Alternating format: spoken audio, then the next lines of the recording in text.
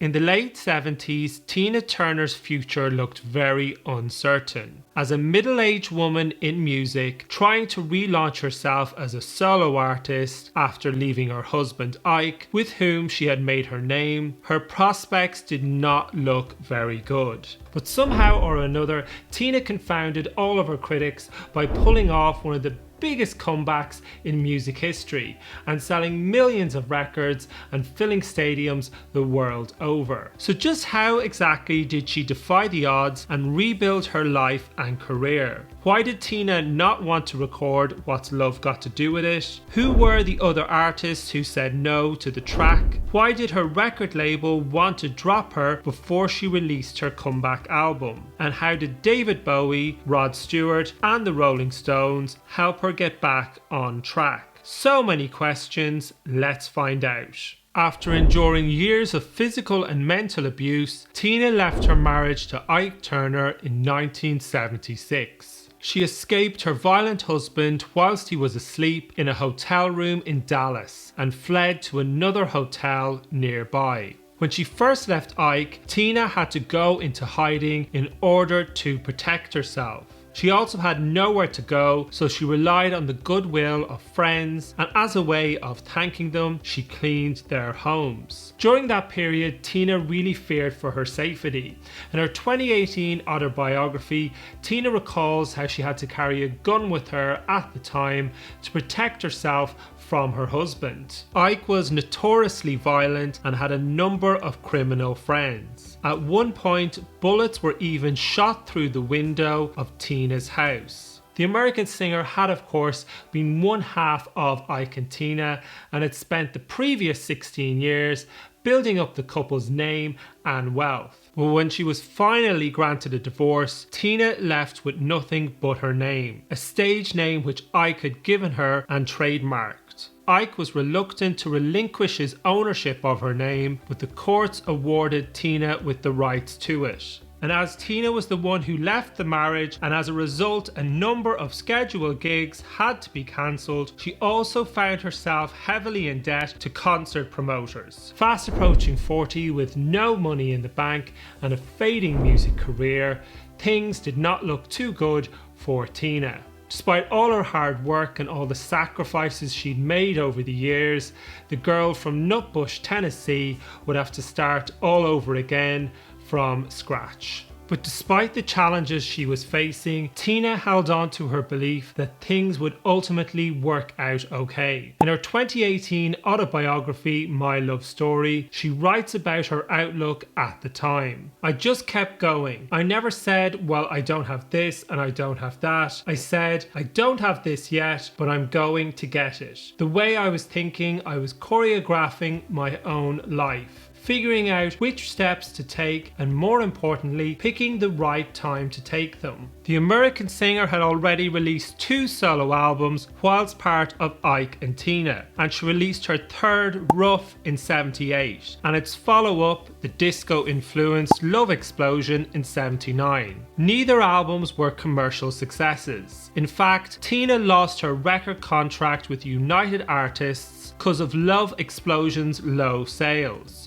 To add to the singer's problems, she was now without a record deal. In order to support herself and her 4 sons, Tina performed in Las Vegas and appeared on any TV show she could get booked on, including Hollywood Squares and Cher's solo variety show. According to the HBO documentary on the superstar, Tina met her manager Roger Davies in 1979 through another TV show, a Olivia Newton-John special. Roger was Australian, was 26 at the time, and had just arrived in America and was working with Newton-John. Upon meeting the singer, Roger initially wasn't impressed with Tina's music and wasn't sure what to do with a middle-aged woman who looked like she had peaked in the music industry. But nonetheless, Tina still had big dreams to fill arenas and stadiums like the Rolling Stones and Rod Stewart. At the time, Tina was doing a 2-week residency at the Fairmount Hotel in San Francisco. Roger went to see her perform and was so impressed he agreed to manage her. Roger knew that Tina was still closely associated with Ike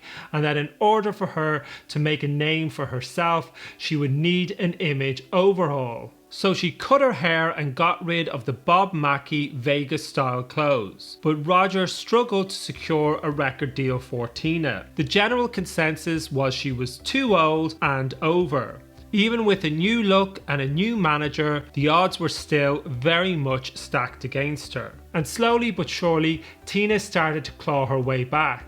She had long been an influence on British artists such as Rod Stewart and Mick Jagger, and in '81 Stewart invited Tina to perform with him on the major American TV show Saturday Night Live. And the Rolling Stones soon thereafter asked her to support them on the North American leg of their tour. In '83, at another appearance at the Ritz Club in Manhattan, the stars finally aligned for Tina. A certain Mr. David Bowie was in the audience. He had been in town for a meeting with EMI Capital, and when they caught wind of David going to see Tina, it piqued their interest. Soon after this, Capitol signed Tina to a deal, but they didn't seem to have a whole lot of faith in her, as they only planned on releasing a single to begin with to see how it fared.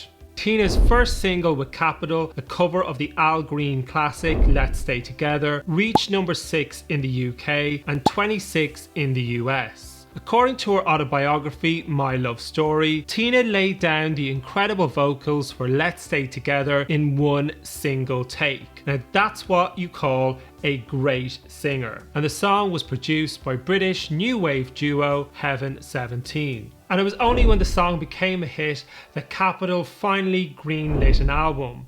And they still weren't willing to spend big money. They gave Tina just 2 weeks to record it. American producers and radio programmers, with their clearly defined formats, couldn't get their head around a black singer like Tina wanting to do rock. So along with her manager Roger, she travelled to England again to record, where the industry was more receptive to her new musical direction. Roger went around London collecting tapes from music publishers in order to find songs for the record. Better Be Good to Me was the first song recorded for the album, which had been released a few years earlier by American group Spider and was co-written by Holly Knight, a member of the band, and Mike Chapman. The two would go on to write one of Tina's biggest hits, The Best, a few years later. The title track was written by Mark Knopfler when he was writing songs for his band Dire Straits' album Love Over Gold. However, he decided the song needed to be sang from a woman's perspective, so he gave it to Tina. The video was choreographed by former Strictly judge Arlene Phillips and filmed in the Rivioli Ballroom in South London. And the song featured legendary musician Jeff Beck on guitar. The album also included a cover of the Beatles' Help and Ann Peebles' I Can't Stand the Rain. And the song that would go on to change Tina's life, What's Love Got to Do With It, surprisingly didn't appeal to the singer upon first listen. In fact, she turned the song down flat. The track had already been doing the rounds in the music business for some time at that point. According to Rolling Stone, it had been rejected by both Cliff Richard and Donna Summer. And according to a number of sources, including Rhino Entertainment, seventies singer Phyllis Hyman wanted to record it but was blocked by the head of her label, Clive Davies. But one group did want it. British pop group Bucks Fizz recorded the song in early '84 but never actually released it. Upon hearing the song for the first time, Tina immediately rejected it.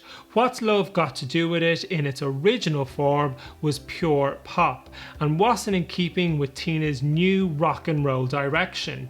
Also, according to a number of sources, Tina didn't like the anti-love sentiments of the lyrics either. Her manager Roger Davies thought it could be a hit and convinced her to at least meet the writer of the song, Terry Britton. Upon meeting Terry, Tina told him she didn't like the song, but Terry encouraged her to at least give it a go. The lyrics really needed to be sang by somebody with some life experience and who was slightly world weary in order to really bring the song to life. Tina brought a soulfulness that the song badly needed. She sang it with real conviction. You can just hear the heartache and pain in her voice. 2 videos were shot for the song. Initially, a black and white video was made, but the record company thought it looked too serious, so a reshoot was decided upon. And that's how the famous video came about. Made on a shoestring budget, with Tina walking through the streets of New York.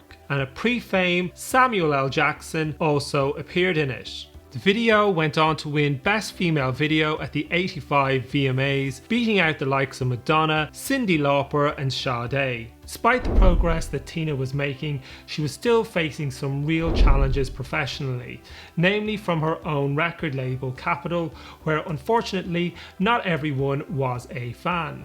The HBO documentary about the superstar's life tells how around the time of making Private Dancer, there was a change of management at Capitol Records, and the new executives were none too pleased to see Tina Turner of Ike and Tina fame on their roster. So much so, they directed Tina's A&R man John Carter to drop her immediately.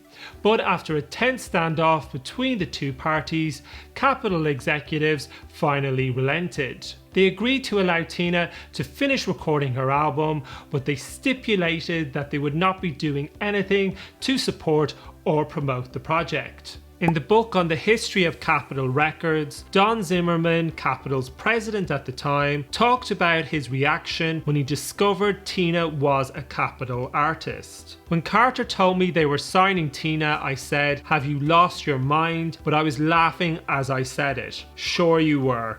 The album Private Dancer was released May 29th, 1984, and with her new image and sound, it was clear that this revamped Tina Turner had not come to mess around. By July, the song had entered the US top 10, and by the first week of September, What's Love Got to Do With It had ascended to the top spot in America. Tina was 44 when the song topped the US charts, making her the oldest woman at the time to have a US #1, a record later broken in the 90s by Cher's Believe. What's Love Got to Do With It was the second biggest selling single of '84 in the US. Tina performed the song at the first ever MTV VMAs. And her comeback was completed the following year when the song won Record of the Year, Song of the Year, and Best Female Pop Vocal Performance at the Grammys. In the decades since, it has become a classic pop song, an anthem of survival and renewal. Private Dancer and Better Be Good to Me also followed What's Love Got to Do With It into the US top 10. The Private Dancer tour included 180 dates over 10 months. Private Dancer, the album, became one of the biggest of the 80s, selling 12 million worldwide. And the following year, Tina scored a leading role in a Mad Max movie with Mel Gibson. More hit songs and albums followed in the years after, and Tina achieved her dream of selling out arenas and stadiums all over the world. In '86, Tina released her autobiography, I, Tina, which led to the big screen adaptation in '93, What's Love Got to Do With It. We all love a good comeback, and few come as big or as satisfying as Tina's. The American superstar has become a symbol of hope and perseverance for her fans the world over. From a middle-aged singer who was supposed to be well past her prime, Tina somehow, against all odds, came back bigger than ever and went on to be one of the biggest music superstars the world has ever seen. The Queen of Rock and Roll's spirit and magic will live on in her music for generations to come. Whilst Tina's career resurgence is considered to be one of the greatest ever, there have been a few other that could also lay claim to the title, such as Cher's 90s comeback with Believe. If you'd like to learn more about how she did it, check out this video. And if you got value from this video, don't forget to subscribe. Thanks for watching.